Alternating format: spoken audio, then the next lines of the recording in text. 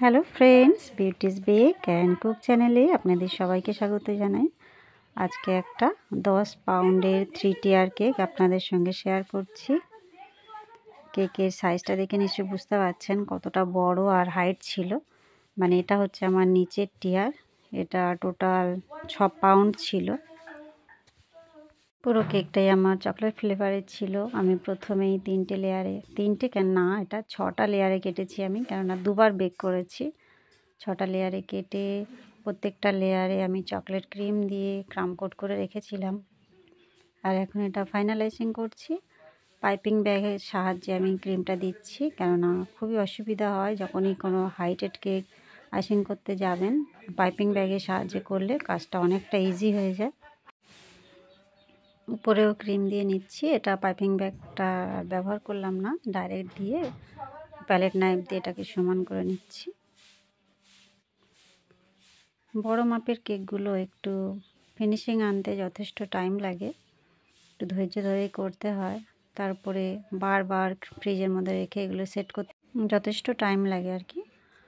যাই হোক, এটা আমার নিচের টিয়ারটা আমি রেডি করে নিচ্ছি। আর যেখানে যেখানে মনে হচ্ছে আর একটু ক্রিম দরকার আবারও দিয়ে নিচ্ছি, নিয়ে ফিনিশিং দিচ্ছি। মানে একবারে তো সব জায়গায় দেখা বা ঠিকঠাক করে করা সম্ভব না, একটু টাইম ধরে যেখানে যেরকম ক্রিম প্রয়োজন আবারও একটু করে দিয়ে নিয়ে তারপরে ফিনিশিংটা দিতে হয়। আমি একটা বড় মাপের স্ক্র্যাপার এখানে ইউজ করেছি। আর নিচে আমি এটা হচ্ছে রেড কালার ক্রিম দিয়ে বর্ডার দিচ্ছি। ঠিক বর্ডার বলবো না, এটা আবার আমি ডিজাইন করব। যেহেতু এটা হাইট আছে অনেকটা, এবারে প্রত্যেকটা হাইট যদি সমান না হয় কেকটা দেখতে ভালো লাগে না। আরও একটা লাইন দিয়ে নিচ্ছি। নিচের পাটটা যেহেতু আমার একটু বেশি হাইট হয়ে গিয়েছিল, তাই একটু বেশি করে এই কালার ক্রিম দিয়ে আমি একটু করে নিচ্ছি। হাইটটা যেন মানে কি বলবো, যেন একটু কম লাগে দেখতে, সেই হিসাবে আমি একটু ক্রিম দিয়ে স্ক্র্যাপার দিয়ে এটা প্রথমে সমান করে নিচ্ছি। আর কেকটা এতটাই বড় ভারী ছিল যে টার্ন টেবিলটাই ঘুরছিল না। এবার একটা স্পুন নিয়েছি, নিয়ে আস্তে আস্তে এটা উপর দিকে টেনে দিচ্ছি।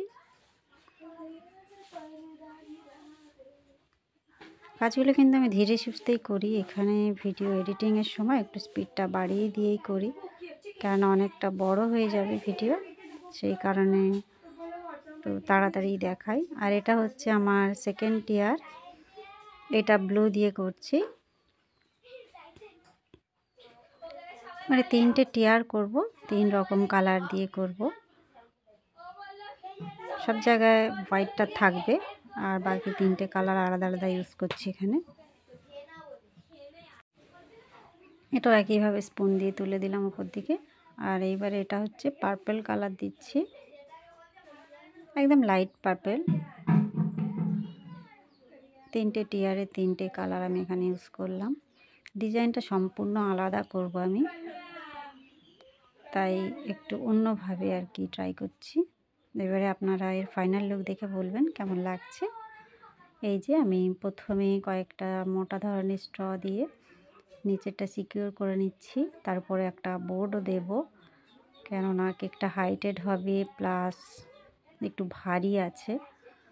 কোনোভাবে যেন নিচের টিয়ারটা দেবে না যায় বা খারাপ না হয়ে যায়, এই জন্য দেখুন এই বেসটার মাঝখানটা আমি কেটে সরিয়ে নিয়েছি, কেননা উপর থেকে যে স্ট্রটা আমি দেব শেষ পর্যন্ত সেইটা যেন ঠিকঠাক যায়, খুব মানে উপর থেকে নিচ পর্যন্ত প্যালেট নাইফ দিয়ে উপরে আমি কেটে সরিয়ে নিয়েছি। আচ্ছা, এবারে আমি নিচে একটা বর্ডার করে নিচ্ছি। আমি কিছুটা কাজ এগিয়ে নিয়ে আবার উপরের টিয়ারটা রাখবো। এটা হচ্ছে এখানে ছোট সাইজের স্টার নজেল, আমি মানে হাফ রোজ মানে ছোট সাইজের স্টার নজেল ইউজ করেছি। ছোট ছোট করে অর্ধেক ফুল করে করে আমি টেনে দিচ্ছি। পুরোটা শেষ করলে তারপরে বুঝতে পারবেন আমি একটু ভালো লাগে না, দেখতেও ভালো লাগে না, তাই ভাবলাম একটু নতুনত্ব কিছু ট্রাই করি। আপনারা শেষ পর্যন্ত দেখলে বুঝতে পারবেন আমি ডিজাইনটা কি করেছি। সেকেন্ড টিয়ারেও দিচ্ছি। আর এটা ব্লু ক্রিম দিয়ে করছি, সেকেন্ড টিয়ারে নজেল ইউজ করছি, মানে ছোট সাইজের স্টার নজেল দিয়ে করছি। আমার নিচের বেসটা দেখুন, আমি যে বোর্ডটা দিয়েছি আর কি কেকের নিচে, সেটা কিন্তু দেখা যাচ্ছে না, একদম মাপের ছিল। পুরোপুরি মাপের হলে আমার কাছে একটা চার্চের থেকে অর্ডার এসেছিল হয়, আর নচেত বড় হলে তখন তার উপরে ডিজাইন করে হাইড করতে হবে। যাক বর্ডারটা আমি এইভাবে কমপ্লিট করে এটাও আমি নিচ্ছি। সেম নজেল ইউজ করে বর্ডারটা দিয়ে নিলাম। ডিটেলে দেখাতে পারলাম না। এবারে উপরে যে টিয়ারটা রাখবো তার জন্য একইভাবে আমি সেকেন্ড টিয়ারের উপরে কয়েকটা স্ট্র দিয়ে নিয়েছি। এখানে আর বোর্ড ইউজ করিনি। এবারে একদম উপর থেকে একটা লম্বালম্বি একটা স্ট্র আমি দিয়ে দিয়েছি। নিয়ে যাওয়ার সময় কোনোভাবে আবার উপরে সরে না যায় রেখেছি সেখানটা একটা বর্ডার করে নিচ্ছি। পার্পল কালার ক্রিম দিয়ে আমি এখানে বর্ডারটা করে আর ছোট সাইজের স্টার নজেল দিয়ে করছি। প্রত্যেকটা টিয়ারে একই বর্ডার আমি করেছি। এখানে কেকটা দেখে নিশ্চয়ই বুঝতে পারছেন কতটা বড় ছিল। এর আগেও আমি অনেকগুলো ভিডিও আপনাদের সঙ্গে শেয়ার করেছি বিভিন্ন ডিজাইন। এবারে এখানে আমি 1M নজেল নিয়েছি আর রেড কালার ক্রিম 15 পাউন্ডের কেক রয়েছে, মানে গোলাপ বানাচ্ছি। আমি 1M নজেল নিয়েছি। এখানটা নিচের থেকে উপরের দিকে উঠবো। নিচের টিয়ারটা পুরোটা রেড কালারের রোজ করব,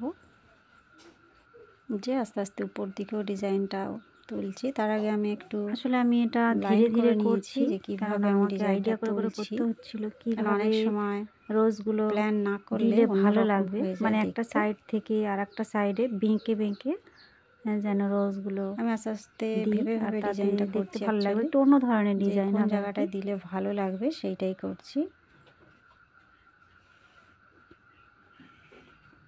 এবারে সাদা ক্রিম দিয়ে ছোট সাইজের স্টার নজেল নিয়েছি। একদম ছোট সাইজের নজেল, এটা একটা সাদা করে সাদা ফুল আমি রেডের উপরে দিয়ে নিচ্ছি।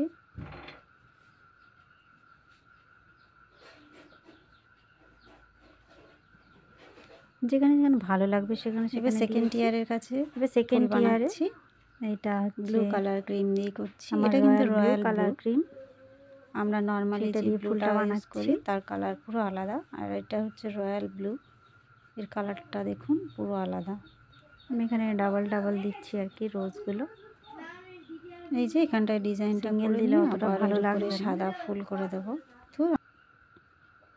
আবারও কয়েকটা সাদা ফুল এখানে বানিয়ে নিচ্ছি।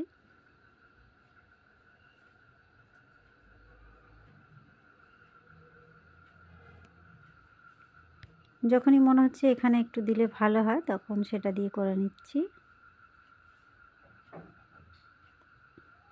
এবারে পার্পল কালার দিয়ে করব। আমি একটা করে গোলাপ করে পুরো উপরের সাইডটা আমি করে নেব, পুরো রাউন্ড করে এরকমভাবে আমি গোলাপ করে দিচ্ছি, নাহলে উপরটা খালি খালি লাগবে, দেখতে ভালো লাগবে না।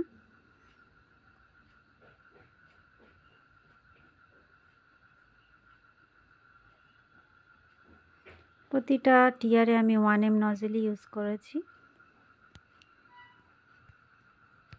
আবারও সাদা ক্রিম নিয়ে আমি ছোট ছোট করে ফুল বানিয়ে নিচ্ছি।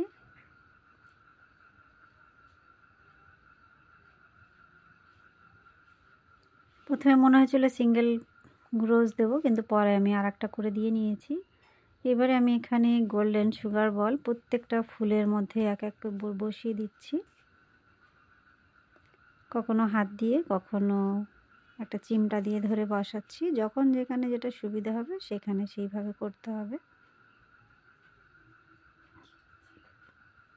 এটা অনেকটাই সময় সাপেক্ষ, মানে একটা একটা করে সুগার বল নিয়ে বসানো।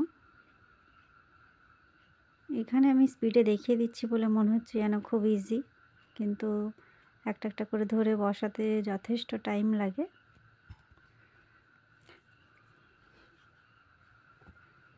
এই যে আমি একটা সুন্দর দেখে ট্যাগ আমি অর্ডার দিয়ে আনিয়েছিলাম, এটা চার্চের কেক যেহেতু।